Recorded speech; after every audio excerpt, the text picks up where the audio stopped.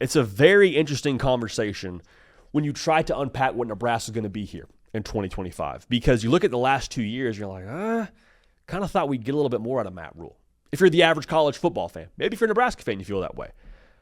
But when you hired Matt Rhule, this was always the year you had circled, wasn't it? Like year 3, death, taxes, and Matt Rhule doing his best work in year 3 is kind of how this whole thing shakes. Both at Temple and Baylor. He gets there, it's abysmal. I mean, it is atrocious what he walked into at both those institutions. Third year, though, what happens? Play for a conference title. So the reason why I think you can have excitement if you're a Nebraska fan for this third year, more specifically, the flashes you saw in year 2 where good things started to happen. Make a bowl game. Dylan Raiola, shows some promise down the field, and you see some excitement offensively. The win in the bowl game, all those things. Those flashes become a little bit more constant, a little bit more stable, becomes more of who you are as a football team. But there's a lot of people watching the show right now that'll say, we do this every year with Nebraska, don't we? Every year you tell us they're going to be something, and they end up being nothing. Not with Matt Rhule. Like, I'm assuming you're saying that going back to the Scott Frost era. I understand the records haven't been all that encouraging based on, the wins and losses, but the product itself, if you're actually watching Nebraska football, has gotten better every year. More physical, more disciplined, more dynamic offensively. Nebraska truly, if you're actually watching the game, they've gotten better as an overall product. I love 2 things going on in Nebraska right now. Momentum and the pressure of not having to worry about that bowl drought anymore. Go back to momentum. Second-year quarterback that's as talented as you've had there in some time. A true OC that knows how to work with your quarterback. We said at the top of this show during a different segment, but I'll say it again. Dana Holgorsen, when he took over the offense, you saw a more confident Dylan Raiola. You saw a more definitive decision-making Dylan Raiola. You saw him elevate his game. I don't think that's a coincidence. I don't think it's a coincidence that his completion percentage went through the roof when Dana Holgorsen got the keys to the job. Different caliber of skill player, too. You're seeing it through the portal. Dane Key, over from Kentucky. Awesome. Ja'Cory Barney popped last year as a true freshman. He's back. Going to have, I think, improved numbers here in 2025 and this more open offense, you'd have to think. He won the bowl game. Just making the bowl game in itself was a monkey off the back, but to win the bowl game and now to settle that conversation of, well, it's been this many years. Okay, but it hasn't now. 0 days since our last nonsense. All right, Nebraska is now breathing different air and saying, that's behind us. Let's go actually win something besides a bowl game. All right? That's what I get excited about too. I said momentum and pressure off of that. When you're talking about getting to 6 wins, whether it's something that's being said out loud in the locker room or not, it's kind of a little bit of a weight vest, isn't it? You know what I'm saying? Like for that to be the pressure of, is this the year Nebraska wins a bowl game? It's got to be the year, got to be the year. You're not saying that anymore. Now you're saying, how many can we go win? Now you're saying, can we go compete for a conference title?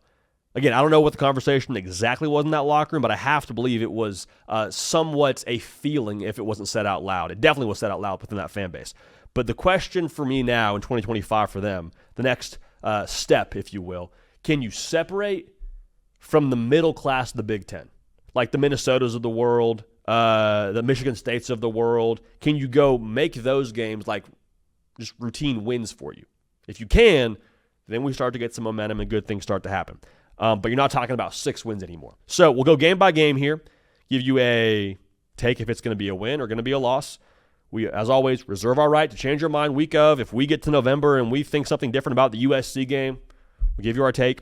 But at a bird's eye view, sitting here in July, let's break this thing down. First game, Cincinnati.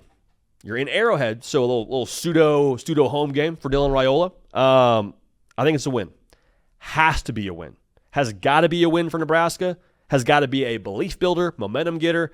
Has to be a win. I think it is a win for Nebraska and Matt Rhule. You beat Akron. Move along. Houston Christian. Just draw the short end of the stick there. If you're Houston Christian, that's a win for Nebraska. You play Michigan in the Bussin' Bowl. I think this game is actually a good bit closer than whatever the spread's going to be, but I think Nebraska probably drops this one. I just think Michigan overall talent-wise is a touch ahead of where Nebraska is right now, so you lose that game. Get back on the right side of things, though. You beat Michigan State the next week. Sneaky stretch here on the road. At Maryland, at Minnesota. Notice, sneaky. You had the Michigan game behind you. You just got to win over Michigan State. You got to get both of these. I think they do get both, but you got to get both of these to end up at the final win total I have down here for the Cornhuskers and Matt Rhule. So you get both those. You beat Northwestern, and you play USC. I think USC offensively is going to be a bit more potent than Nebraska on this day, and I think also that the USC defense is going to take another step forward in their progress. Just love what they got going on up there. So I think that you lose that game, go to UCLA, right? So a nice little back-to-back here against the California schools. I think you beat UCLA. You go to Penn State. I think you lose that game to Penn State. How they look in that game, though, is going to be, I think, very telling as to the progress under Matt Rhule. Not just when it comes to the talent roster matchup, because Penn State's going to be, I think, more talented than they've been in the past year, or as talented as they've been under James Franklin in this game. But, like, just culturally speaking, at this point, you've already got 8 wins. Are you able to strain and push and show up in a spot where college football playoff probably isn't all that likely at this point, given just the overall lay of the land, you'd imagine, at this point with when one more game on the schedule after Penn State? But that'll tell us a lot. I think you lose that game, but I think it'll tell us a lot. You go to Iowa, man, close one last year. Close one last year against Iowa. I think you beat Iowa.